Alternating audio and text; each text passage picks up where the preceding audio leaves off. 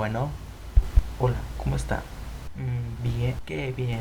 ¿Sabe usted qué es Química 2 y la importancia de conocer el tema? No, ni me interesa. Muy bien, hoy conocerá algunos de los aprendizajes que aborda Química 2.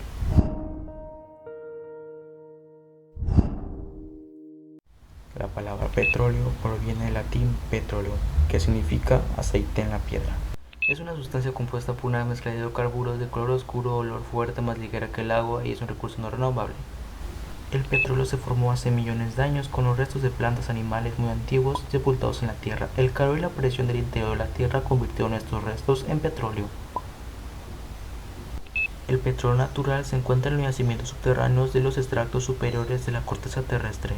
Primero hay que encontrar el petróleo. Esto puede hacerse mediante estudios de microorganismos asociados de las rocas de las capas terrestres y mediante explosiones provocadas y medidas con sismógrafos. Después de todo hay que perforar para bombear y extraer el petróleo. Después los pozos se conectan al sistema de transportación para enviarlo a las refinerías, donde se transforma en un gran número de productos. Los principales usos del petróleo son como combustible doméstico e industrial, como carburante y lubricante, como materia prima básica en la industria de la petroquímica.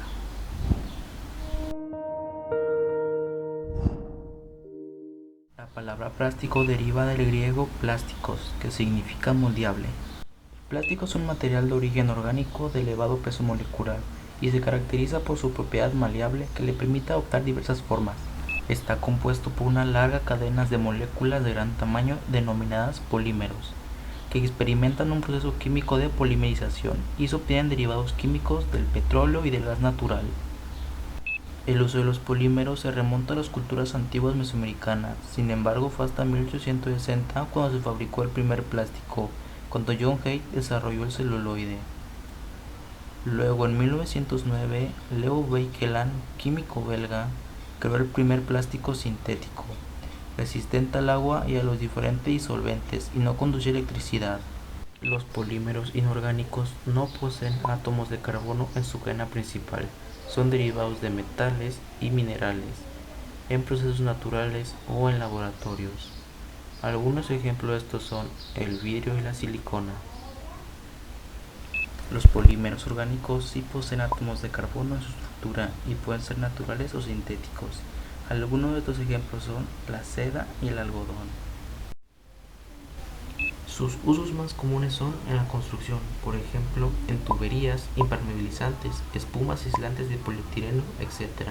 También en la industria del consumo y otras, por ejemplo, envolturas, juguetes, envolturos de juguetes, maletas, artículos deportivos, fibras textiles, muebles, lonas, bolsas de basura, bolsas de mandado, una casa, plantas artificiales, porque no les basta con las naturales, etc. En fin, básicamente todo lo que nos rodea.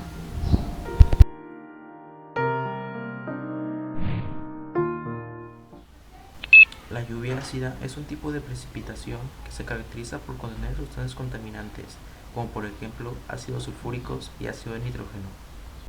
La principal característica de la lluvia ácida es su nivel de pH, que oscila entre los 5 y 3, es decir, es menor que la lluvia normal, que se ubica en 6.65.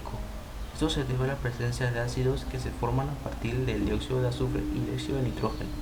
El pH es la medida de acidez o alcalinidad que indica la cantidad de iones de hidrógenos presentes en una solución o sustancia.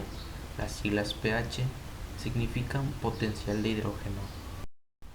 Los contaminantes atmosféricos son lo que producen la lluvia ácida.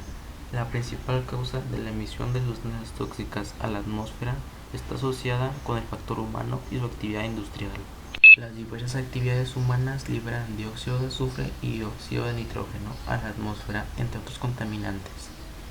Estos compuestos, al entrar en contacto con el agua, el oxígeno u otras sustancias, reaccionan formando soluciones diluidas de ácido nítrico y ácido sulfúrico.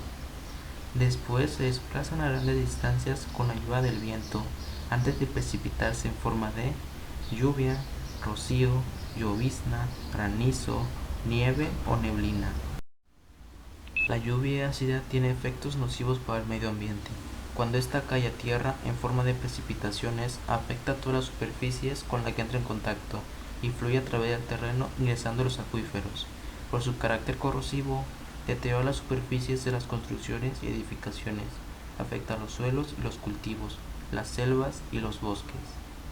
Sin embargo, donde es más dañino su efecto es en las aguas, pues eleva la acidez de los ríos, lagunas, arroyos, pantanos, etc., afectando la vida de muchos organismos acuáticos, lo que a su vez deriva de un estado de desequilibrio ambiental.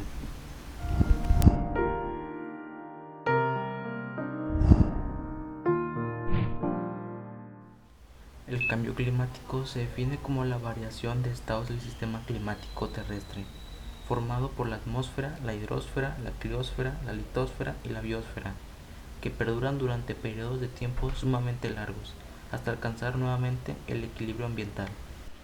El efecto invernadero se produce cuando determinados gases retienen una parte de la energía que emite el suelo terrestre al calentarse por la radiación del sol. Entonces la cantidad de energía que no se libera al espacio también va en aumento, y con ella la temperatura de la Tierra. El calentamiento global se denomina como el fenómeno de aumento de las temperaturas en nuestro planeta durante el último siglo. Como ya sabrás, la principal causa de todo esto es el ser humano, con el crecimiento de la población mundial, la excesiva tala de árboles y una dependencia cada vez mayor a los combustibles fósiles como lo es el petróleo. También el uso desmedido de los insecticidas, la contaminación atmosférica por la emisión de gases, la contaminación del agua y el suelo por el residuo de los plásticos. Todos, o por lo menos la mayoría, sabemos las consecuencias de estos fenómenos ambientales, pero no está de más repetirlas. La sequía, la desertificación, el deshielo en los polos y glaciares, el aumento del nivel de las aguas oceánicas, el cambio de los patrones de precipitación, entre otras. Todo esto, desde luego, traerá consigo cambios significativos en la forma de vida del planeta, con la disminución de la biodiversidad producto de la extinción de las especies y animales y vegetales, o pérdida de la capacidad de producción agrícola del ser humano, por lo cual pondría en riesgo la seguridad alimentaria de la población. En un futuro no muy lejano, dicha problemática puede acarrear graves problemas a todos los seres vivientes del planeta Tierra, ya que al no permitir la salida de los rayos solares después de rebotar en el suelo, hará que las temperaturas aumenten gradualmente, lo que puede ocasionar el derretimiento de los polos, llevando con ello la inundación a gran parte de las ciudades del mundo, acabando con la posibilidad de vida de muchas especies, incluyendo con la extinción del ser humano. Cuando hablamos de prevención, no nos referimos a prevenir el calentamiento global, ya que está pasando, sino a disminuirlo y evitar futuros daños irreversibles a nuestro planeta. Lo que debemos dejar de hacer es depender de combustibles fósiles, optar por energías limpias, recursos renovables, como lo es la energía solar, eólica, marítima, etc. Sustituir los plásticos, ya que es un gran contaminante. Concientizar y educar a las personas. Es difícil curar a nuestro planeta, mas no imposible. Y eso fue todo. ¿Qué le pareció?